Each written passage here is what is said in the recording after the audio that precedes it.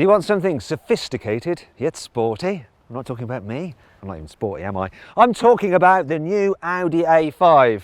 Though you could also consider the Mercedes C-Class Coupe. Or how about the new BMW... What have they done? Only joking. Yeah, the new BMW 4 Series complete with its controversial grille. Yeah, we're going to have a German coupe face-off. You probably wish that the BMW would take its face off. Let's talk money. So the Audi A5 starts from around £38,000. The Mercedes C-Class Coupe from around £40,000, and the 4 Series is also from around £40,000. The main reason for buying one of these cars is for the looks, and from the rear, this new 4 Series is pretty sweet. From the side, it's like a baby 8 Series, which is brilliant. Thing is though, all anyone can ever talk about is this new grille. So to me, it reminds me of Bugs Bunny's teeth. What's up, Doc? Jack the cameraman reckons it looks like a set of lungs. But what do you think? I'm sure you've got some kind of similarities to some weird thing that you think this grille looks like. Let me know in the comments below. Now, I wouldn't go to say that this is good looking. I don't think anyone thinks it's good looking, but I don't mind it. I actually quite like it. I think it's striking and interesting. And in that way, it sort of reminds me of Lady Gaga. She's not beautiful, but she's definitely hot. And really, with a coupe, you want people to look at you, whether it's for the right or the wrong reason. The Audi A5 is definitely a prettier car than the BMW 4 Series. And despite the fact it's got a much bigger grille than the BMW, it wears it better. It gets away with it. But there is a problem. You see, when it comes to traditional beauty, the Audi has nothing on this Mercedes. Just look at the rear 3/4. It makes me want to jizz. Can you edit this out? I can't say that. Yeah, make sure you do. I love the inside of this car as well, not only because I can get out the rain, thank God, it's because it's got a really nice, cool, sporty design. I especially love this centre console and the layout of it with these big vents, and the fact you can get this open pore wood. It's lovely jubbly. And the way the whole cockpit swoops around, it feels very, very sporty. Now, when you look around at some of the materials, it's as though beauty in places is only skin deep. Cubby spaces are good though. Look, big door bins, some cup holders under there. Lots of room under here. The Mercedes C-Class odd glove box opening, but still big enough. As part of a midlife update, Mercedes gave this car a new infotainment system and digital dials, and they're configurable. And I like the digital dials, very clear and easy to use. The infotainment system has a larger screen than before, though it's effectively the same system, and you can only control it using this swivel wheel and weird pad thing. It's not the latest Mercedes system where you have the touchscreen functionality, and it's just not as good as the latest system, so I feel a little bit like I'm missing out. Unlike Mercedes, when Audi updated the A5, it did decide to give the car its very latest infotainment system. So look, it's the new one there with the different tiles. It's all very easy to navigate. And it's a touchscreen now, though it does mean you no longer have the traditional Audi swivel wheel. Let's shed a tear for the Audi swivel wheel. You also get the classic Audi digital dials. They haven't really changed them much, but they don't need to because they're really, really functional, clear, easy to use. Not quite as colourful as the Mercedes, but still very lovely. It's a practical car inside as well, well, in the front at least, so decent sized door bins, a little bit of storage under there. Look, it's got wireless charging for your mobile phone. I'm charging my phone wirelessly now. That'll take about 10 hours. And then under here, yeah, a decent glove box and some cup holders. It's all very, very practical, really. Design-wise, it's just like a normal car. Doesn't feel sporty or coupe-like at all here in the front. However, quality is solid. It is a step up over the Mercedes. However, the car with the best interior build quality is the BMW 4 Series. All the materials just feel that little bit plusher and a bit tighter screwed together than even in the Audi. I'm surprised. The only thing that's a bit annoying is this pattern down here. Sort of triggering my trypophobia. If you don't know what trypophobia is, it's a fear of naturally occurring patterns of holes, like these.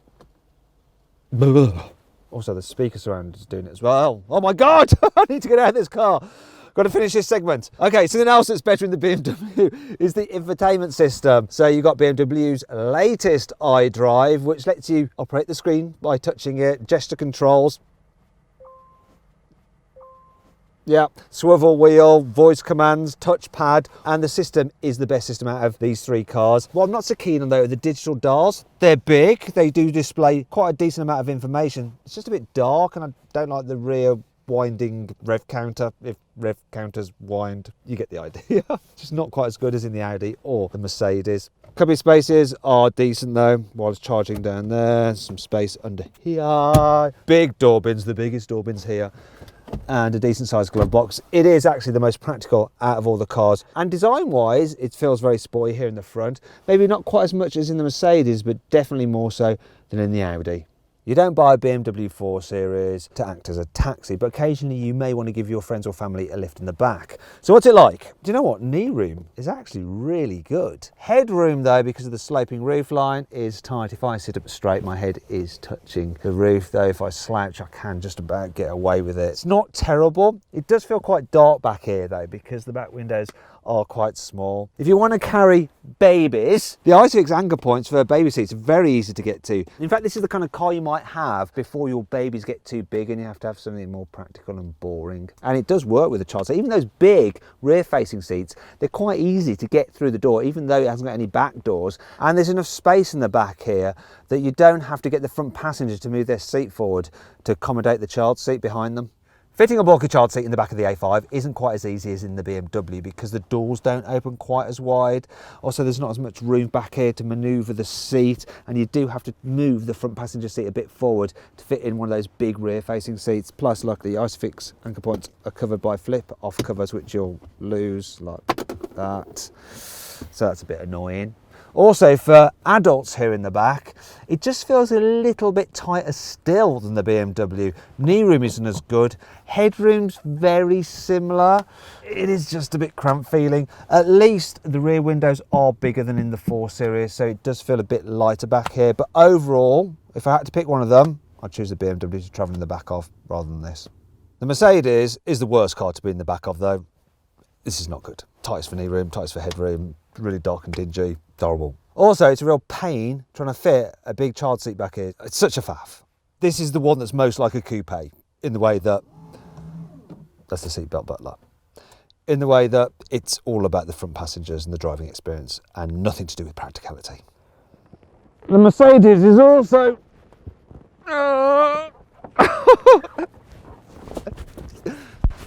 I could have been a gymnast. That was an elegant dismount, wasn't it? As I was saying, the Mercedes is the least good at carrying luggage as it is people. So the boot capacity is 380 litres. You can fit 6 airplane style carry-on luggage cases in the boot of this car. Next is the BMW, so its boot capacity is 440 litres and you can carry 7 carry-on cases in the boot of this car. Moving to the very best though is the Audi A5, so its capacity is 455 litres, and as with the BMW you can fit 7 carry-on size luggage cases in there, but there is a bit of extra space left over, and this and all the other cars here actually have fold down rear seats which split 3 ways if you need to carry longer items, though really if it's practicality you're after, you're going to be better off with one of these cars 4-door cousins, so the A4, the BMW 3 Series, the Mercedes C-Class Saloon. The A5 is available with quite a wide range of engine choices, so there are 4-cylinder and 6-cylinder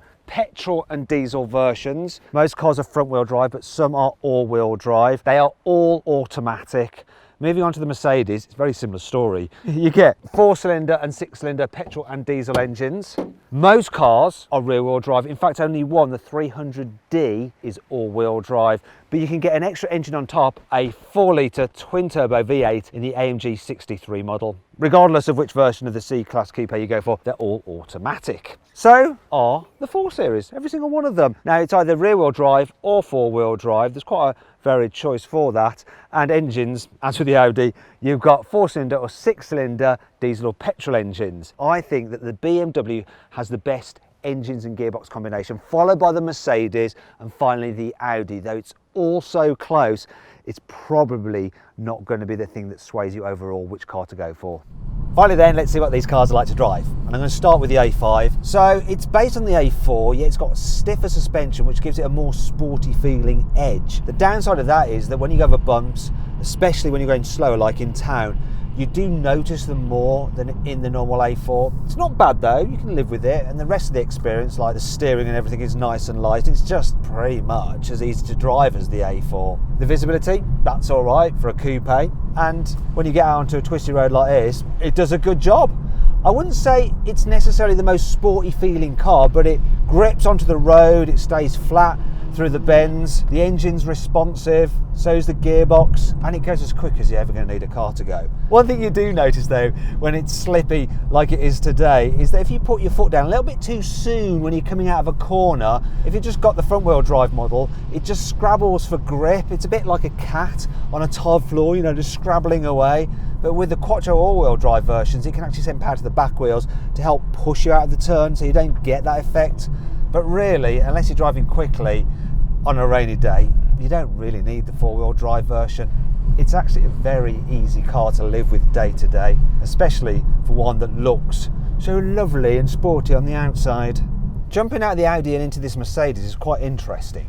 So it feels a bit more like a sporty car in the way that there's less visibility, so the view out the back isn't great, and there's less glass area here, and you sit lower. That's what you want really out of a coupe. It's a good thing. Surprisingly, the suspension does feel softer than the Audi, so it's a bit better over bumps, yet you get more feel through the steering. It's still light, so it's easy to just drive around town, but it's easy to tell in this car how much grip your front wheels have got. So that's good when you're on a twisty road and you want to have some fun. Also, I do think it just corners a little bit better. It doesn't stay quite as flat as the Audi, but it's still relatively composed. Plus, because it's rear wheel drive rather than front wheel drive, when you're coming out of a corner, you get that sensation of being pushed along like you get from a normal sports car. So it does all just add to the experience. Do you know what? I prefer driving this than the Audi. It's a little bit more comfortable, yet a little bit more fun. So, win-win. Finally then, we come to the BMW. Now, can you just give me a few seconds while I check something? Yeah. It doesn't take long to be able to tell that this is the most fun of the three cars to drive. Like with the Mercedes, it's rear-wheel drive, this version. So you get that lovely sensation of being pushed to the turns, like you do in a proper sports car. But it feels even more darty and engaging than the Mercedes, yet it's pretty much just as comfortable. This is the best one to daily drive. And when you're driving in town, the visibility is pretty much the same as the Audi, so it's not too difficult to live with when you're just pottering about either. I'm impressed with this car. I do like it. I reckon if you actively get pleasure from driving cars, this is the one you're going to want.